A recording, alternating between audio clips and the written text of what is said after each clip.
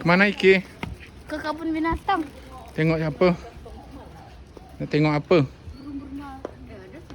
Situ lewat situ. Ke situ jalan. Situ. Ada burung putih. Harusnya di sini kasih pagar. Kenapa? Jatuh.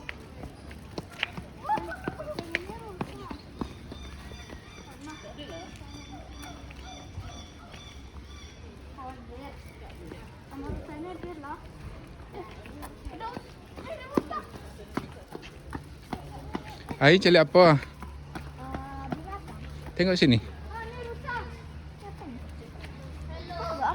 Entah itu pesan ni.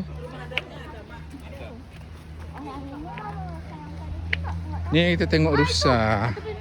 Ini rusa.